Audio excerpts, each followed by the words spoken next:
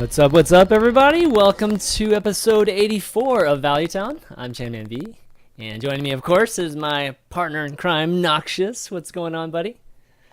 Nothing much, dude. Just pretty excited to talk about the HCT today with TJ. It's pretty cool to have some like tournament.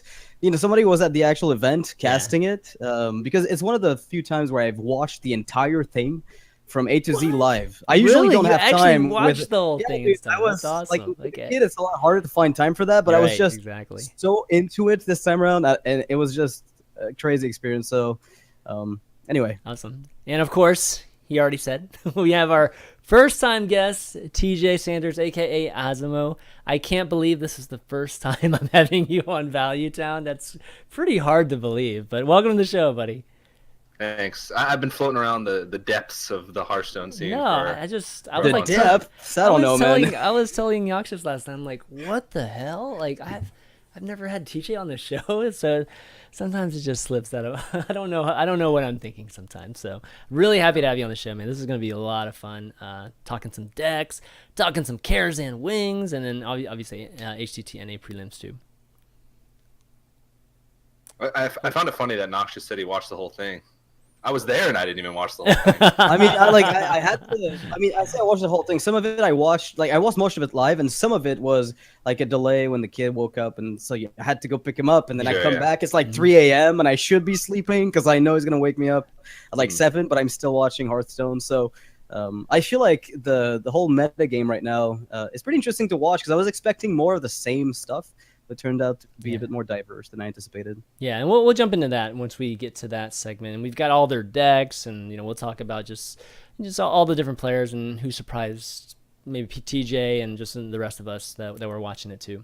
But let's start off with what we always do. We always jump into what we've been doing this week, or at least what we've been doing in terms of Hearthstone this week. And the first thing I want to talk about is just Wing 2, the Opera Wing. And wanted to see what our experiences were. Was it easy? Was it hard? What'd you guys think? I thought personally, I don't know about everyone else, but I had to make YouTube videos for that because I usually just make those. And it turned out that I never saw Twisting Nether against the Crone. Yeah, me either. My first attempt against her on normal and heroic was Inner Fire turn 1, and it was over. So I never really got there. And I feel like every encounter had a lot less punish. I feel like that they usually put in adventures. So I wonder if maybe League of Explorers wasn't quote unquote too hard for a lot of players on some encounters, and they've decided to tone it down a bit to make it a bit more accessible. I don't know.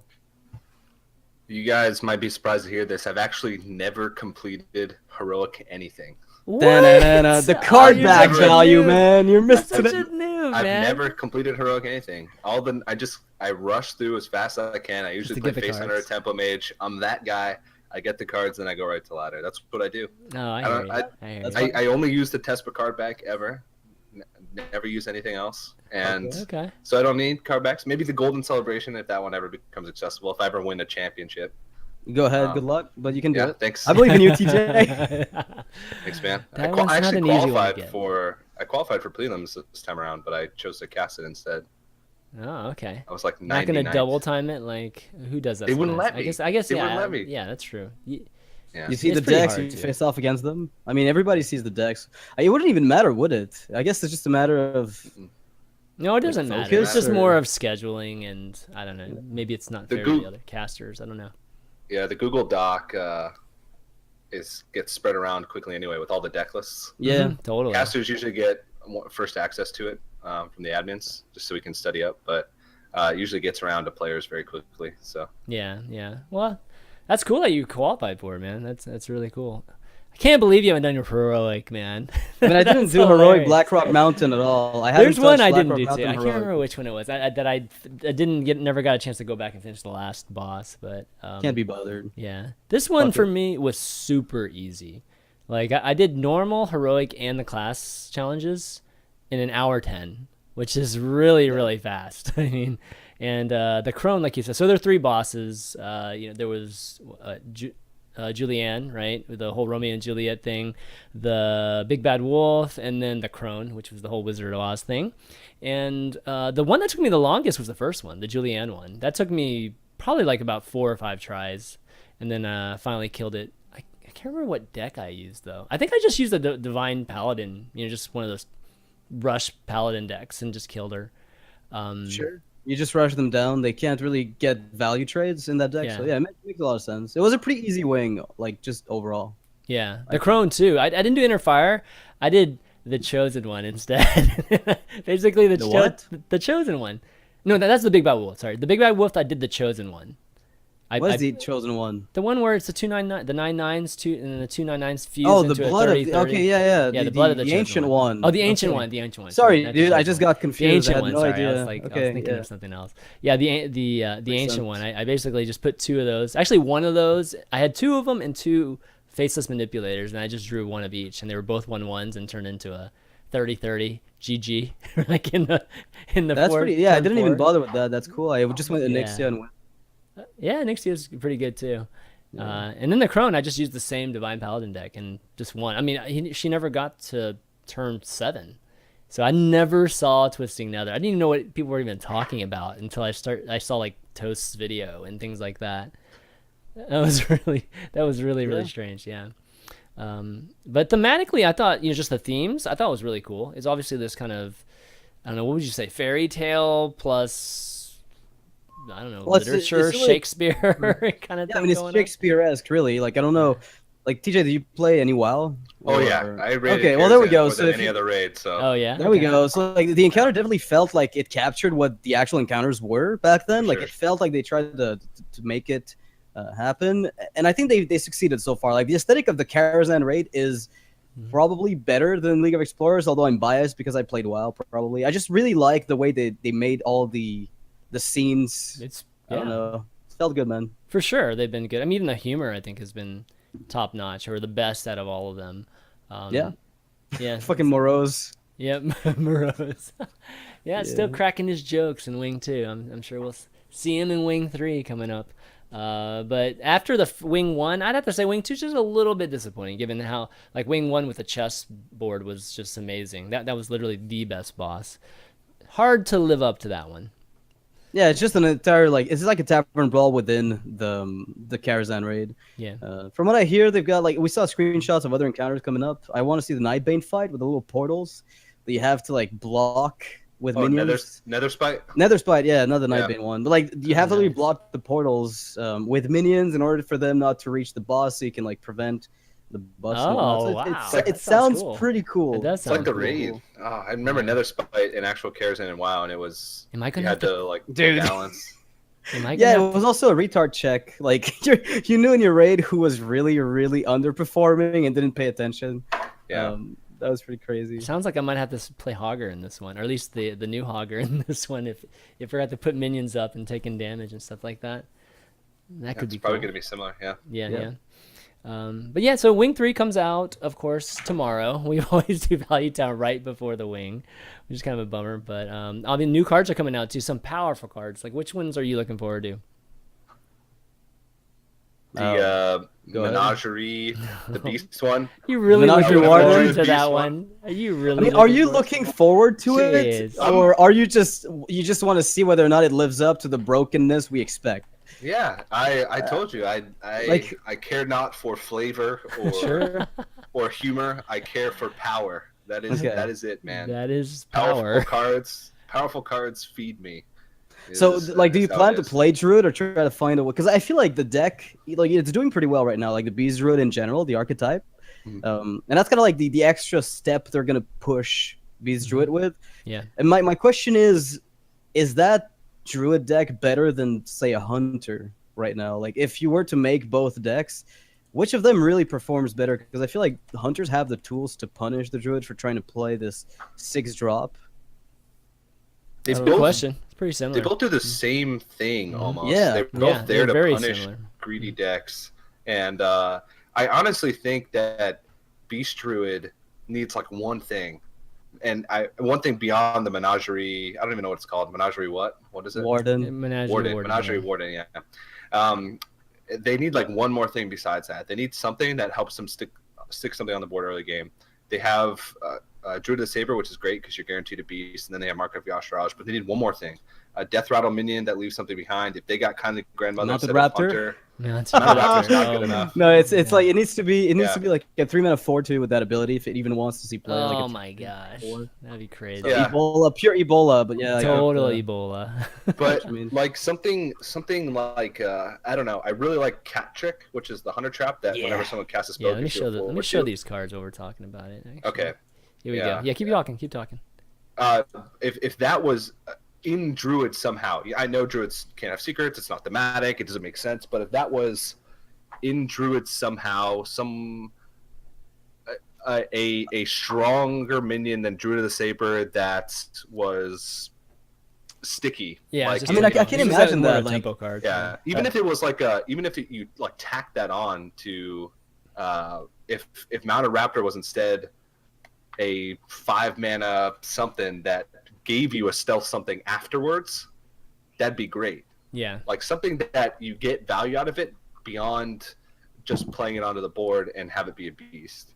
Yeah. And I think that'd be great because I mean there was a lot of players that had success over the past weekend in prelims that played Beast Druid. Rosti made it all the way into 9th through 12th, which is a fantastic performance in prelims after falling the lower bracket early, playing Beast Druid. And he beat a lot of players that weren't even playing decks that it beat.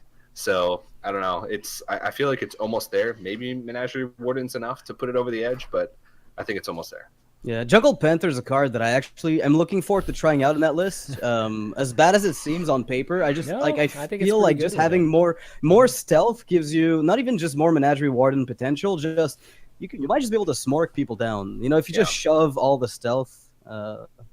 It's interesting to think about. Well, I think that's generally how you have to play Beast Druid. I mean, right now, you know, there's just maybe those 1 or 2 turns, maybe a few turns where they're willing to trade. But at some point with Beast Druid, even right now, you have to go face. So I can't even imagine getting just some crazy tempo, just an amazing tempo play at 6 and being in the same position. It's just going to be awesome. Even if you're playing Panther, even if you only get value from a Panther, it's still amazing from that card. Yeah.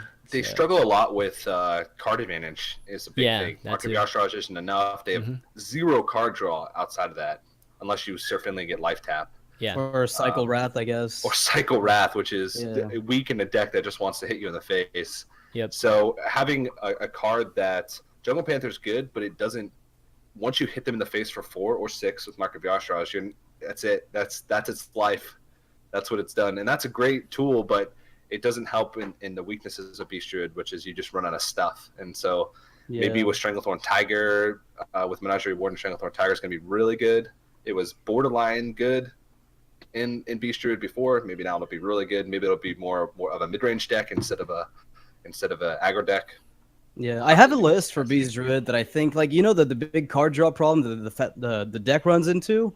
I kind of tackled. Don't tell me Colette Oracle. Don't tell me Colette Oracle. No. Good lord, okay. No. God forbid. No but like way. a lot of people were running Wild Growth in some lists, which I think is incorrect in that deck. I think it's much better to run like a double Azure Drake at the top end, double Azure the Cloud, double Stranglethorn. So you go like 6 5-drops, and then you run double Wrath, double Mark of Yashraj. So you have like Druid of the Saber, Mounted Raptor, you cut Druid of the Flame, and you just end up with like this. You curve out on 1, 2 pretty consistently with Power of the Wild, Druid of the Saber, Mark. You have Mounted Raptor on 3. That's like your only turn where it's sometimes pretty dry. But between Innervate and like 5 drops, oftentimes your 5 drops just come out on 3. And then you have 4s with like 1 Fandral, 2 combatants. And you can just do okay, I feel, with that type of deck. You just have to play Double Roar right now because there's no Menagerie Warden. Well, the nice thing about playing Azure Drakes in it also is that Curator becomes a card you can play too, right? And sure. Yeah, you can draw 2 cards from that. It's almost like Ancient of Lore, old style, right, with the draw. So that can actually help too. I just think running 2 Menagerie Wardens, that's so good. It's good. I just want Curator is probably going to be strong. Yeah, it's a cool card, but it is just I can't help but look at it and feel like that's just dumb. What? I don't know. And like I look at it and I just every time I look at it, I'm like, I hate that card. And everything about that card I hate. Well, I mean, it's like, you know how Ancient of Lore passive. either gave you health or 2 cards? This one gives you 2 cards and 6 health. So it's like I'm mitigating damage with that body because it has taunt, and I'm drawing 2. So it's doing both things at once, right? You draw 3. No, well, you can draw, potentially draw on 3 paper if you have Murloc, but draw 3. But I'm putting in a Booger Warrior every time. What? Oh my god! I guess it thins the deck, and it's like a Drill the Saber for aggro purposes. So yeah, it's removal. It's true. It is 2 removal, damage that you can get for free. And if you're playing Curator, you're probably going to play other stuff that synergizes with it, like the zoo bot. I don't know how much you could, like, how deep you can go. It's a little messy. Yeah, it gets a little messy doing that. Like, if you're playing Curator, you got to go. You gotta go. You gotta go. TJ's just deep, like, fuck it. Balls deep. I'm going to Druid. That's why that card is. That's why I say it's dumb, because it's like it just baits. It's just gonna bait people into making poor decisions with their decks. I mean, bro. I mean, I hope we see some of that. But it has the flexibility of like baiting people, and also people playing it, in a more calculated way. But yeah, getting back to the Beast Druid, I think it's going to be good. Yeah, absolutely. Sir Finley also is another one. Guaranteeing Sir Finley is no joke. I don't know if it's going to fit with a 4/6 taunt for 7, but just the flexibility of it. There's going to be some decks that are going to be able to use that. I mean, at least you thin your deck late game, right? Because Finley's so bad to draw late game if you don't need the 1/3 body. So just maybe just removing it out of your deck. Like, you draw it early, you're happy. You never draw it, and you pick up Curator. At least now it's out, and it's never going to be that dead draw you never want to see. So that could be another way to use the. All right, so I'm looking at these ratings. Like, so I'm on this Hearthstone TopDecks.com site, and I'm looking at these star ratings here, right? And Purify. You think Purify would get a 0, right? But it actually got a 1.7. Purify. So Purify. 1.7 is really bad. Yeah, but you have to account for the trolls. Compare it to Runic Egg, which got a 1.9. Oh, teacher's just like, there's like, people don't actually believe the ratings they're giving this card, so just take it with a grain of salt, Chen. But look at this. These are almost the same rating. These 2 cards. Extensive research on the rating system on Hearthstone Top Decks, and do you know that I can't remember it right now, but see if you can, if you have time, look at the highest rated card of all time on Hearthstone Top Decks. You'll never guess what it is. Okay, let me guess. We gotta make a guess now that you brought this up. Yeah, now I've actually got to guess. I'm gonna go with the Junk Bot. No. Okay. I can get this. I can get this. Let me think. The Hearthstone Top Decks is like a perfect example of how community perception of cards before they're released is flawed. Okay. Let me see. If that's the case, what is the highest rated? I'd say Ysera. Trogzor, for sure. Ysera. What is it? He doesn't even know. I don't know, but it would surprise me. What? You have to give me time here for a second. I thought it's gonna be Trogzor. I thought you knew, man. Okay. No, I was just trying to make a point, but go look at it if you can real quick. I don't know. Okay. Well, anyways, getting back to, I guess, the next week. I think my the one I'm most excited about, believe it or not, is the Nightbane Templar, because I want to play Dragon Paladin. I've been wanting to play Dragon Paladin for a while now, and I think that might actually give me the ability to do so. Yeah. Okay. Yeah. I think it's going to be pretty good. One thing that Dragon Paladin struggled with was getting through the early game, and this card's going to help a lot. It's the new Muster for Battle in a way, in my opinion. Yeah, it kind of is. But like the thing is, Muster did not exist in the metagame of Ravaging Ghouls. So it's like we have to see whether or not that ends up being too much of a detriment. I don't think it will be, but it's one of those cases where it's kind of hard to see whether or not it'll have room, because like it causes meta shifts, that type of deck, pretty quickly. What about you, Noxious? Which one are you looking forward to? I don't even know which exact cards we're getting next week, but like you can see it. I'm showing them. Yeah, the Watcher's kind of meh. Like I'm not sure yet how to evaluate the card. It's kind of like evaluating a card like Cloaked Huntress. A lot of people are undervaluing it. Runic Egg is probably a card that, I mean, I think that card is insanely good. That's what I mean. Really, that's why the ratings are just hilarious here.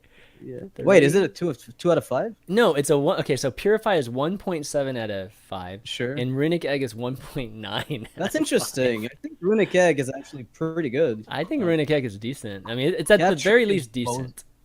Catrick is literally broken. It's not great, but it's decent. Man, Catrick's going to be really good. Catrick is just a broken card. Like, if you thought Bear Trap was an issue, wait until you try to remove their shit and you just can't. Like, Cloaked Huntress into Catrick is the worst thing. If Hunters ever struggle to get to turn 8, it's over. Like now they're always getting there. There's no way you're gonna stop them. Yeah, it is gonna be quite tough. Just so people don't get mad at me for baiting them and then not giving the answer, the set I was talking about was from Whispers of the Old Gods when I was checking. Oh, sure. The highest rated card in Hearthstone top decks. Oh wow, I'm huge on the screen. And the highest rated card was Master of Evolution. People thought Master of Evolution was going to fix Shaman more so than 7/7 Flame more Wreath. so than a 4-mana 7/7. Oh my gosh! Okay. More so than any other card in the set. They thought that, and another one, Shadowcaster, was rated the same as Flamer Faces. Okay. Yeah. Really? It was. Yeah. Perception. What the hell? Community perception. Yeah. That makes no sense at all. It's when Flaming Faces first came out, people were kind of skeptical if it was actually going to be good because of the overload cost or in the game. Well, I guess BGH wasn't. Well, it was nerfed, right? They announced the nerf. Well, the nerf the was time? they announced the nerf when they announced when they did the first reveal of cards, and Flaming Faces didn't come until later. So the nerf was already there. The nerf was already, yeah, I'm pretty sure because I remember I was really. I thought it was the opposite. Well, anyway, a 7/7 in an environment with a 5-mana BGH and Doctor Boom being gone. I mean, it's pretty hard to counter. You know, it's Well, your point is though that the community perception is obviously quite different than what can be reality. Yeah. But you know, a lot of the pros they don't have the benefit of having a website actually show all of their predictions either for here till eternity. There's some YouTube videos though, but not a site that statistically shows it. Anyways, Ring 3 going to be exciting, and I can't wait to definitely try out those cards tomorrow. Well, why don't we talk about some decks that we've put together, or decks that we've been playing this week in our deck tech segment here. And all right, so why don't I start off because I got a couple different ones that we can start off our discussion with. So I've been playing some Shaman, and of course I've been playing Priest. All of you guys know I love Priest. So why don't we talk about let's talk about the Priest deck first because I kind of wanted to lead that into a Barnes discussion. So I'm throwing this out there. This one has some similarities to actually the one that Noxious plays too. Oh, Noxious, I have your cam's kind of gone here. It's gone. Okay, yeah, sure. I don't know where it went there. I'll have to fix that in a second. But yeah, so it has some similarities in terms of I guess the end. Not your cam, the cam on the overlay. I'll fix it. Sure. But yeah, so here it is. It's your typical kind of resurrect deck. Lots of good value resurrect minions like the Injured Blade Master, like Ysera, Sylvanas, even Shifting Shade. The only thing in Priest of the Feast, the only thing that's bad is really Barnes himself.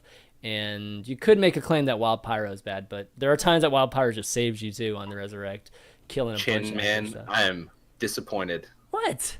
There are 17 spells in that deck, and there's no Yogg. There's no Yogg. I mean, come on. I'm just trying to play Yogg. He's right. 17 spells. I could have played Yogg, I know, but I'm just trying not to play Yogg. I'm trying not to play Yogg in this one. I see. So I just added the Forbiddenness for Chafing, just some different stuff. But Barnes, Barnes has been great. I mean, obviously the 1/1 hitting Ysera, hitting Sylvanas, or even Shifting Shade, stealing an extra steal. Obviously, really really good. This isn't I think this is pretty close to what a lot of people play. The only thing that's worth discussing really is just not having the Circle and Akanai package, or the Flash Heal package, but using the whole Holy Smite and Wild Pyro, even the Shadow Word Pain type of package to deal with aggro. What are your thoughts on that? That's sort of the part about Priest that makes them not that great. It's because all of their removal has anti-synergy with the rest of their deck. I don't know, if you play Wild Pyromancer and the rest of your package, it makes Resurrect and Onyx Bishop worse most of the time. If you play Akanai Soul Priest and plus Circle of Healing, those are cards that aren't good with the rest of your deck because Akanai Soul Priest has anti-synergy, which is about everything else you play if you don't play the Flash Heal package or things like that, because you already have direct damage with Holy Smite, and you have Priest of the Feast, which means if you have Priest of the Feast on the board, you really don't want to play Akanai Soul Priest because you're damaging yourself. I've been in that situation many times, man. Yeah. And Excavated Evil and Holy Nova are just way overcosted for what they do in the deck, because you're not going to get to a situation with Excavated Evil. This is impossible. You're not going to be able to develop and play things unless it's like turn 10. And Holy Nova a lot of times just doesn't hit good stuff. A Shaman board is not usually filled with 2 health things. It's usually filled with 3 health things or more. So Holy Nova rarely finds value unless you can find a Pyromancer with it. So everything just has anti-synergy with each other. And I feel like I don't know, it's one of the problems with Priest. But this is maybe one of the better lists that I've seen. I really don't like Akanai right now. So yeah, I think you could put another Forbidden Shaping in, maybe cut something in the middle, the mid-range, and put a Yogg in there, and boom. Yeah, you cut 2 Shifting Shades, add in Forbidden Shaping, and find a Yogg. There you go. Yeah, you could definitely cut Shifting Shade. The thing I like about Shifting Shade is just the ability. It's like it's a form of card draw for Priest, and there isn't a ton of card draw in this deck. A lot of people say you don't need that much card draw in Priest, but in terms of removal and then when you're playing aggro, you do need card draw just to search for things. Unfortunately, Shifting Shade generally doesn't find you something that clears the board whenever you're playing an aggro deck, but it's still important. And yeah, the way it ends up playing out is either you get a big minion and then you're pretty much golden out because it's just all the resurrection you can get and keep board and keep fighting it. Or you're just hoping for 1 card that will help you clear the board versus 2 with the Aconine Circle, which I'd have to wait all the time, or I'd have to either save 1 on the mulligan, just to guarantee a decent percentage against the aggro decks. So this is kind of different. I was watching Kalento play a similar package, or at least the removal package, and was wanting to play with it a little bit myself. So I ended up trying it out. I know Noxious, you've been playing with it for a while now. Actually, this package, right? This removal package. So you mean just the smite and just the smite and I mean I ended up reverting away from. I know, so you went the opposite direction to me. Which is I started off with Holy Smite Pyro in the Resurrect list without Northshire. Yeah, and I soon realized that just having the option of going Akanai Flash Heal on someone's face is it's a lot easier to finish games without relying on tempoing them out as Priest. Tempoing people out as Priest is pretty tough. So having the option of just turning on the aggressive gears with Akanai is pretty sweet. A lot of people point out the anti-synergy of Priest of the Feast with Akanai, and that's true to an extent, but there's so many cases where it doesn't matter, in the mid-game if you get Akanai or not, or if you just have a body on board. A 3/5, you don't even have to play spells with Priest of the Feast. It's just an irrelevance at that point. That anti-synergy comes in when you're trying to play more stuff on the board while Priest of the Feast is there and you have an Akanai in hand. Yeah. But you can navigate around that a lot easier than trying to avoid Pyromancers from Bishop. It's just so bad to get Resurrect into Pyro when you're not prepared for it. It's just absolutely horrible. So I ended up going. It is a risk every time you do it. If you have board and you have the mana to resurrect, or you're wanting to play Bishop on 5, it's a little bit of a risk every time you've lost Wild Pyro. It's the same thing that you encounter whenever it's even worse actually when you're playing Doomsayer. In more of a control type of Priest or something where you want to guarantee board at some point. So it's kind of like what TJ said. There's a lot of counter synergies, in this. There's a lot of cards that specialize in only against one type of deck, not very versatile. And it's the story of Priest for the most part, and just trying to figure out ways around it has been obviously a challenge, and it's kind of fun.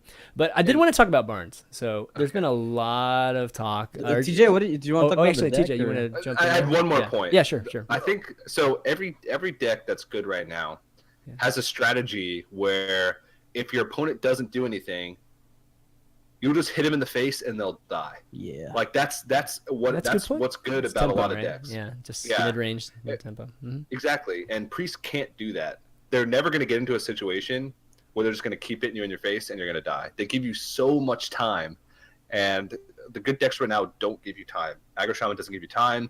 Dragon Warrior doesn't give you time. Druid will definitely not give you time. If you leave them alone for a turn, all of a sudden you're looking at a board full of 2/2s and a Violet Teacher. And nothing's giving you time, and Priest gives you time, and you can't do that right now in Hearthstone. So speaking of time, actually, before we get into the Barnes talk, just because you brought that up, we should talk about Firebat's Inner Fire deck that he won the side tournament right at the prelims.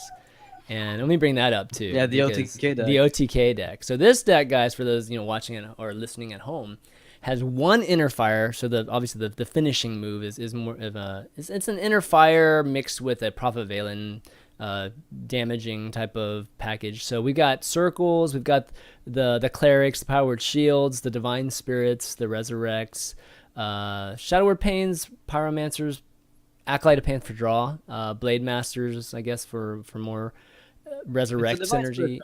Resurrect synergy. So like it's not a Prophet Valen Mind Blast OTK, it's an inner fire OTK with a Stormwind Knight. That's right. So if they leave you alone, you go Stormwind Knight, you powered shield, so it's up to 7, double it up to 14 and then to 28 and kill them. So that's kind of an old OTK that's been around for a long time now. What did he win? It's not that. Say what? What did he win? He won the side tournament, the side event at the prelims. Yeah. This is like a meme deck. Yeah, this is a meme deck, but it's surprisingly it won something. Nobody expects like Priest to be playing an Inner Fire Stormwind Knight OTK, which is one of the funny things because for a while, like I remember a friend of mine, we were spectating one of his games like a few seasons ago, and he got to like top 50 legend with a like Stormwind Knight OTK Priest, which was just ridiculous to me because like it's just unplayable, it feels like. But the deck was stack all the removal, then hit it in the face for 28, and if they're not a control warrior, they're dead. Right. So that was really interesting. Why does he even have Prophet Valen in this deck? Well, it's a good way to double heal with Circle of Healing up to 8, like by 8 on one of your targets, such that if it's low on health, you can often just find a way to bring it back up to full to then get the good inner fire. Plus, it gives you some shenanigans with I don't think you can do damage. Late game. Can you even do damage with that thing outside of removing the board? I don't think with Velen? It's a 7/7, yeah. I mean, with Resurrect and Bishop, with the spells, there's really no spells that do damage to your opponent. No. There's no comboing ability with this, basically. How many people do you have to beat? I don't know. I was gonna ask him that, but I didn't. 3. Think no. That's the answer. I don't know. I can't imagine. You need every single piece of this combo to even do anything remotely strong. So I'll try to go through the rest of the deck is just there's not even that much cycle unless you get a full board and short cleric plus Circle of Healing. I mean, I think the key is just to get like. I don't know, Priest of the Feast, or even Stormwind Knight, like Noxious was saying, to just survive a turn, right? And given that you have Resurrects and you have the Onyx Bishop, you get like potentially 3 chances at it on average, maybe 2.5 to 3 chances at it. More than that, man. Like you get like here's the thing: Injured Blade Master from Resurrect. I like people. Oh, Injured Blade Master. Overlook the 7 health on that dude so much because he's never there. That thing is like right now. What happens with Priest, like even in the Resurrect decks, is that they have these, let's say 2 minions on board, one has 3 attack, one has 4. They can punch you in the face for 7, but they have 0 incentive to do so because they have no burst. This deck says, well, I'm going to keep doing this shit, and instead of running Power of Whelming because I don't have that garbage, I'm just going to Divine Spirit Inner Fire my 7 health minion and hit you in the face. Suddenly the opponent is just looking down, a 14/14 Blade Master, they throw everything into it. And then you just Onyx Bishop some random crap and finish them off with like 4 damage hits to the face. It's ridiculously stupid the way that works out. That involves you getting an Injured Blade Master on the board, have it be killed, and manage to make it through the early game alive with 2 Resurrects, 2 Divine Spirits, and an Inner Fire in your deck. Yeah. It's so DJ, I mean, giving you context, so you're talking to 2 guys that have probably played this deck, like played Inner Fire decks, like a ton. So I mean, definitely our experience with. I played Miracle Priest a lot. At baby, very end of I can't remember. It was right around the time, beginning of Star Ladder, where people were playing it because there was just so many control decks. Yeah, and. You could just OTK control decks because people were getting so greedy with their deck choices. And I saw somebody play it. I can't remember Nyria or something on Star. Well, Nyria played it. Amnesiac played it. Firebad played it. Amnesiac played it, but he never practiced with it, so he played it quite poorly. Yes. I remember that. I remember that game. And that gave me inspiration. That gave you inspiration. All right. That's good. Whenever I watch somebody play a deck poorly, and they still like win or almost win, I'm like, oh my god, this deck has to be good. Right, if they're so close to winning while making a mistake, it's got to be something I can win with. Yeah, totally. But picture myself winning in that situation. because of course you have all the information. You're not actually playing it. I'm like, I'm gonna be a god at this deck. That's right, and then I can tweet it and make videos all about it. Right, yeah. That's the beauty. Yeah, but if you can get stuff to live one turn, especially if you Emperor Thor's and stuff, right? You can get it to live one turn, then you got a shot at Double Divine, and with here he's got tentacles in this. It's not even the Double Divine, guys. Like you need to stop. Imagine it's not an OTK deck. Like it is an OTK. It's labeled OTK. It is definitely an OTK deck. But the Resurrection, like you can OTK. The thing is, you're aiming to keep board with Resurrect. It's not like you're trying to cycle to kill them. Otherwise, you might as well play the Mind Blast version. It's just straight up better at OTKing. Like that's just not what it is. Yeah. Okay. I'm sold. You're not sold. Don't lie. Don't lie, TJ. Yeah. I mean, if you can draw all your good cards, never draw your bad cards, and live 20 turns, this deck is great. It's inconsistent. Exactly. Great. It's just really fun. I guess our action item is to go and ask Firebat exactly how many matches he won with this thing to actually win a side event. One. No, just like I switched decks at the end. Yeah, exactly. All right, well, going back to that one question I wanted to ask, I guess, concerning Barnes. So the community, you're starting to see some threads pop up now about just, oh gosh, losing, with Barnes on one turn, that sort of thing. We saw like a Yashar. I think there's one posted right now, a picture of Barnes getting Yasharaj and it giving him something amazing like Rag, or I forget what the other what the other card was actually that he got. But what are your thoughts on Barnes right now? I mean, is this the, I guess, the son of Yogg, basically, where we have a card that's potentially so powerful or just so RNG like that it ends games? Sometimes, yes. I think Barnes is. I think Barnes is really strong, but I think people have sort of a misconception about where Barnes' strengths lie. People are building their decks around Barnes, I think, which is a mistake. Sure. People are sort of building Hunter decks to make themselves always get a good Barnes target, which I think is a big mistake. I think right now tempo is king, and Barnes is. You can't sacrifice the strength of the rest of your deck to make one card stronger that might win you the game. Right. And I see people like not cutting Howmasters, both of them in Hunter, because they don't want to get a Howmaster from Barnes when there's so many good Houndmaster targets right now. I'm seeing people cut out all of their early game from Hunter because they don't want a weak minion from Barnes. They want a Savannah High Main or an Infested Wolf every single time. I think Barnes is great, but I think people need to have realistic expectations that it is one card. Yes, if you get a Savannah High Main from Barnes, you're going to win. Yes, if you play Barnes on 6, get a questing adventure, and prep, eviscerate the face, yeah, you're probably going to win. But you shouldn't build your entire deck around Barnes, because even if Barnes misses and pulls out a vanilla 1/1, he's still decent stats, still and 4, the rest of your deck is probably better than what it would have been if you had built around Barnes. Built around it, yeah, absolutely. I totally agree. You're not always going to draw Barnes, and if you hard mulligan for Barnes, you're doing it wrong anyway in a lot of decks. Yeah. So very often. Yeah. Noxious, what do you think? Yeah, I mean, I think like we actually talked about Barnes last week with Zalay, and we were basically we came to the conclusion. Me and Zalay were saying that you shouldn't build around Barn. I know ChanManV likes the idea of building around the card more. Not to the extent of which like TJ was saying that some people do. Okay, I mean, sure, but like I just think the card is a way for you to solidify tempo leads, and the thing is that the way it's made at 4 mana for a 3/4 plus a 1/1, like you're not sacrificing anything for it really. Like if you had to, if it was like a 4 mana 2/2, then I'd be like, yeah, it's basically you want to drag a charge out of your deck, or you have to get Malagos. Like when it comes to a 4 mana 3/4, suddenly the expectations of its power are a little bit lower, and you're just happy with getting anything out of it. And the fact that so many decks have death rattles nowadays, which was funny since GVG and Nax rotated out. Like with Infested Wolf being added, High Mains in the core set, Kindly Grandmother got added in Hunter. Shaman actually has Evolve, which is a fun thing we'll probably end up talking about. Like there's too many decks in which it's good.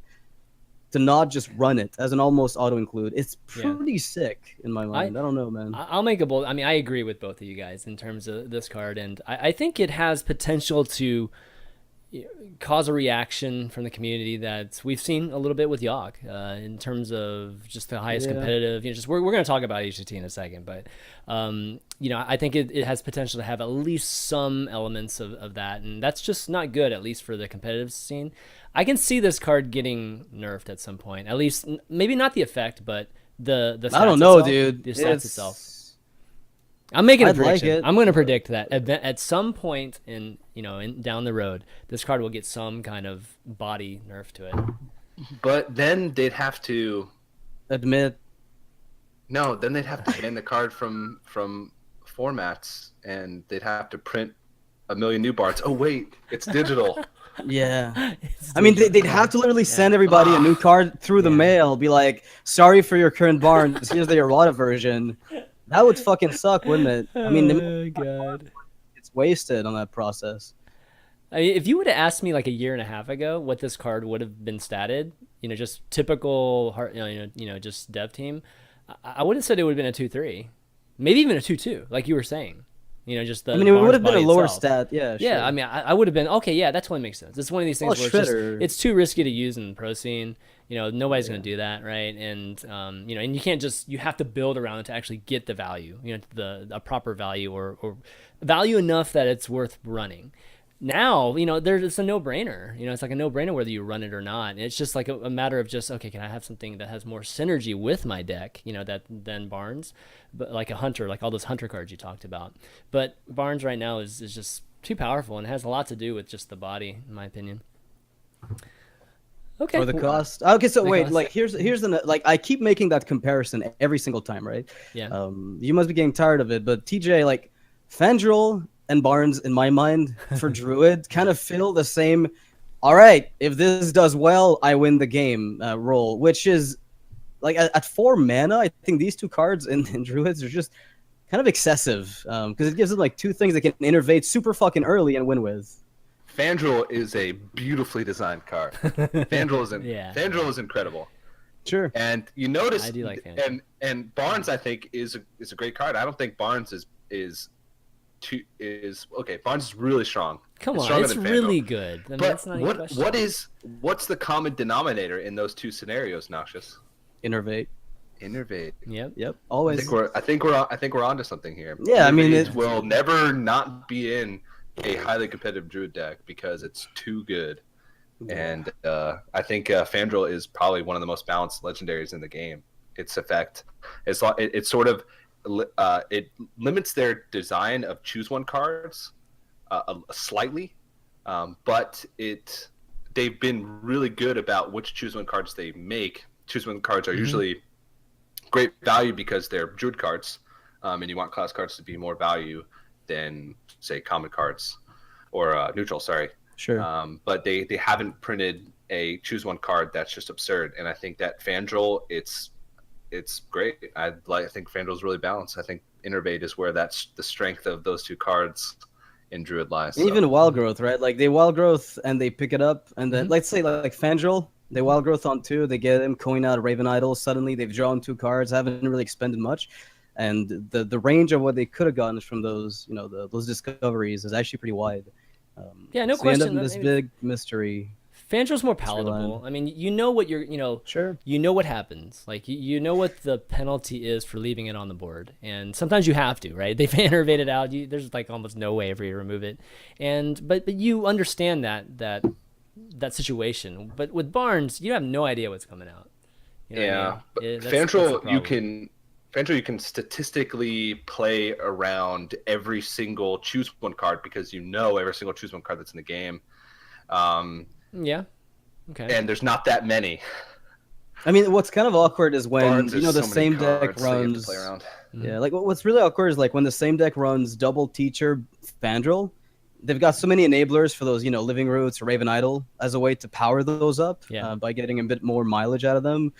That it becomes difficult. Like if you play turn 1 and you have nothing to play, which happens in a lot of decks, and then turn 2 comes around, they go Innervate Coin Fandral. very often their turn 2, choose 1 is just garbage. Like there's really nothing. Like they're not gonna rat their own Fandral, but suddenly you can't play Totem Golem into it.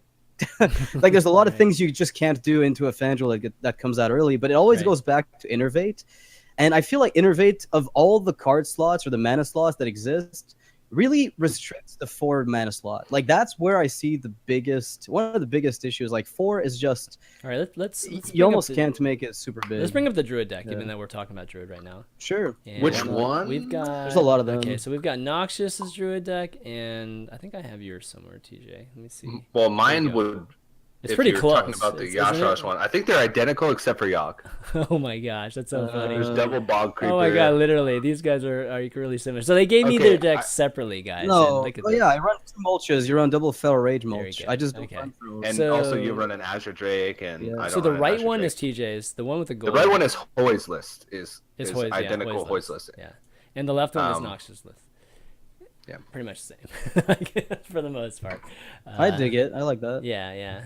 So I guess talk about Aviana and all the Bog Creepers, and why Bog Creepers over Ancient War. Noxious. Noxious. Oh no, it's just a playable card in general. Yasharaj makes it just so much better late game or early game if you innervate Coin Barnes, Yasharaj, Bog Creeper, or if you just play it naturally. Like the things you lose for having Ancient War is nothing. Like you never make it a 10-5, just ever. That's also true. With Barnes, it's just a 1/1. It's just a 1/1 with taunt, yeah. Which either way is better than just an Ancient of War. So I'm talking about Bog Creeper. Bog Creeper is just always better with Barnes than. The Ancient of War. It's like what I think is interesting about Bog Creeper is just how long it took for people to start wanting to play it as the taunt minion. There's a lot of iterations of Wall Druid in the early, like after Whispers of the Old Gods came out. A lot of Wall Druid decks ran double Bog Creeper, Dark Arakoa. Some people went super all in on like Cyclotron garbage, and the deck just kind of died off. And then we saw Frodan playing like a Bog Champ at Seed Story Cup, and people started paying attention to the card more. Like at that point, started including it everywhere. Mm-hmm. Also, Yasharaj, when it pulls out Ancient of War, is just a 5/5.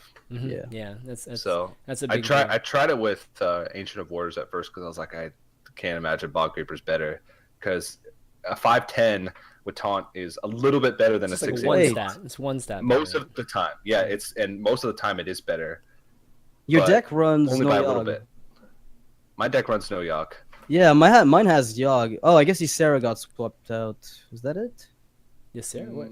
Oh yeah. You're running Ysera. I don't run Ysera. Okay. Yeah, Ysera swapped out, and is that the only difference here? So for those of you listening at home, it's basically an early game built like what you would imagine a Ramp Druid to be built. It has some Feral Spirit. Actually, you have Feral Rage in yours, TJ. He doesn't. I feel like it's pretty tough enough to have them. Yeah, I agree. You take so much damage early. Most of the time with Feral Rage, it either kills a Totem Golem or it heals me for 8. Like that's it. Yeah, right. That is just about it. So, I like drawing it in the late game because a lot of times you just need extra health because you take 20 damage before you can get out of big stuff. But then your big stuff is just so much work. But you're gonna die to burn. Yeah. So you just heal for 8 with Feral Rage. I really like the Feral Rage in the deck. Yeah, maybe I should try like cut the Drake. The number one, it also increased the value of Yasharaj, Barnes, yada yada. That's true. And you play like I really like the double mulch in that list. I find like the Feral Rage, even though it kills stuff early, you're still dead. Mulch. I think one Feral Rage double mulch is also fair.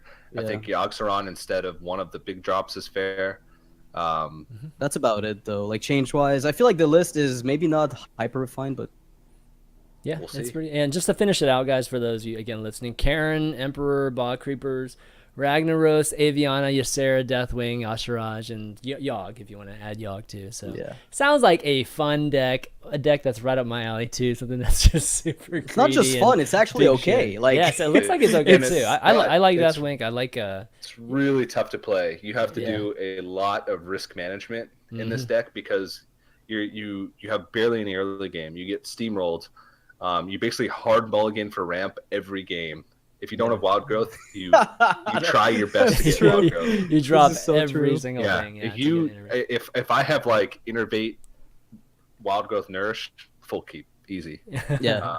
It's a lot of players will advocate against keeping Raven Idol if you don't have Wild Growth in other decks. If you don't absolutely need Wild Growth in the matchup, there's a lot of pro players that won't keep Raven Idol in competitive matches in Token Druid. But in this deck, you want it because if you get another Innervate, well, you know what you want. See, that the reason why I think the pros drop it early on is because they like to use it in a situation, right? They want it's kind of like tracking. You want it's most valued when you're in some kind of situation late game and you're looking for something. Where turn one, you don't have anything you're looking for outside of just value.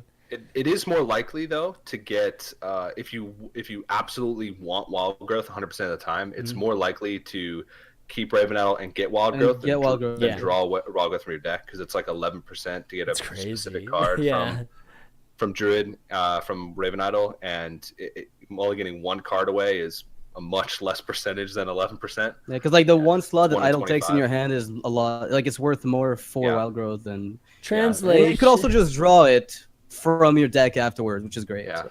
Translation is you get Wild Growth roughly 50% of the time. Yeah, there you go. Yeah, so you win 50% of your games. Yeah, exactly.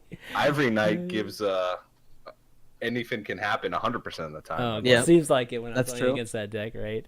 It's like so, heal for 10 and you know what's coming. Like one thing about this type of list, like we mentioned the whole Barnes shenanigan. I've tried a similar, end game, like a lot heavier with Astral Communion, because as you mentioned, you want to just ramp up completely insanely, like as much as you can, and like it was, I think, less consistent overall than this type of list, but it's actually like on the cusp because of the power that the cards you have, which I thought was kind of silly. Like Astral Communion is just a bad card in general, but I feel like with Barnes you get that extra value. The fact that people are running double Nourish also makes it like a tiny bit better. And in that type of list, you can actually cut the creepers, play Soulgoth at the top end, like all the crazy stuff you would not dare include in a typical ramp. Astral Communion lets you do, which I thought was funny. It's next level. The next it's just level like it's another ramp druid. It's like it takes 2 slots. Yeah. It just takes 2 slots, and you play the same strategy most of the time. Yeah, definitely. Okay, well, obviously a fun decks. Hopefully you guys at home checking this out. Actually, before I move on to the next deck, I just want to make sure that you guys know that we're going to be doing viewer Q&A at the end of the show. So go ahead and tweet your questions to myself at ChanManV, or you can just save your questions, I guess, for Twitch chat, and we'll take a few from there at the end. Okay, so moving on, I have an